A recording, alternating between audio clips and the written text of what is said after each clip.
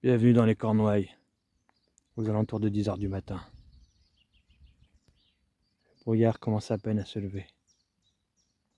Nous sommes ici en présence du Hautier de Viviane, Hautier de Viviane, aussi appelé le tombeau des druides. Il y a 4500 ans ici, bien avant les légendes arthuriennes, bien avant Merlin, bien avant la légende de Viviane. Il y avait ici déjà ce tombeau.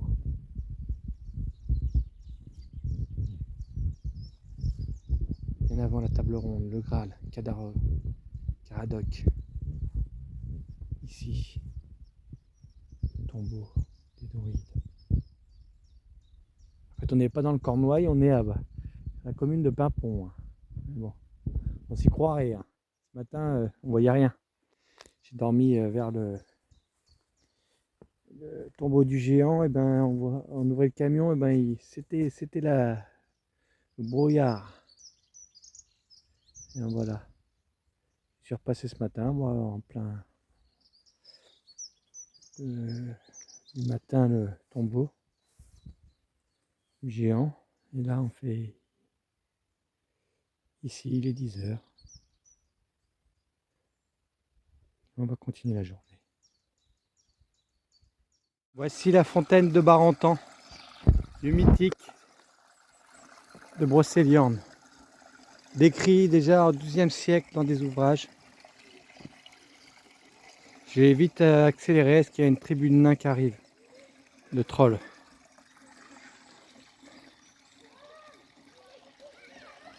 Voilà.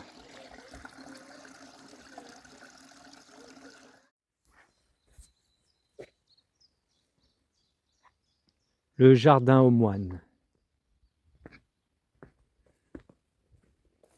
Plusieurs légendes.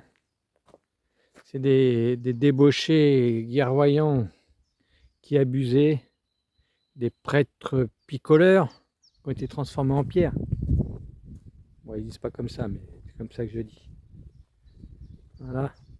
Là, dans ce côté de Paimpont, c'est un côté où il y a le plus de tertres, des monticules, certainement avec des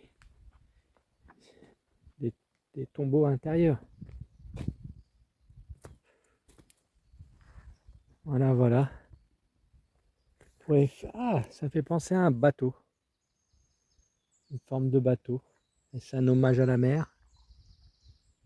Alors ils ont retrouvé, à l'hôtel du milieu, il y a un peu de tout là. Je sais pas ce qu'ils avaient mis. Il va y avoir une grosse...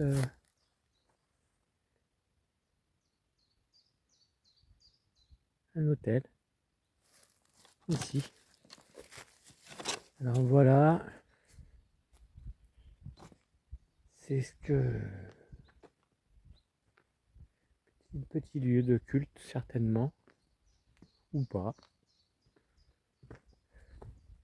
Le passé nous le dira. Ou l'avenir. Mais ça me fait penser à un truc, c'est que le passé, le présent, le temps n'existe pas quelque part. J'ai lu un autre bouquin, alors on fait encore un peu de discours. J'ai lu un autre bouquin écrit par, comment s'appelle-t-il, une grosse tête qui vivait dans sa chaise roulante là, qui pouvait plus parler. Stephen Hawking, je suis Stephen Hawking. Voilà, Stephen Hawking. Et qui disait que le temps est relatif. Passé, présent, futur, tout ça c'est relatif. Alors, en méditant assez fort, peut-on revivre le passé ou le futur? Telle est la question. Et les Jedi dans tout ça, Star Wars, n'est-il pas un peu une... Ou alors Dune aussi. Ne sont-ils pas un peu des... Ah oui, là j'ai commencé à lire Carl Jung. sa vie, par Frédéric Lenoir, qui a écrit aussi l'Odyssée du Sacré. Mais oui, ces films sont-ils pas un peu l'archétype, là, pas l'archétype, sont-ils pas un peu le principe du druidisme, du chevalier, des cathares, tout ça, la force. Il rentre dans la grotte, mais la grotte n'est-il pas un dolmen? Ou une vraie grotte d'ailleurs, pour s'affronter lui-même, sa part de sombre et de lumière.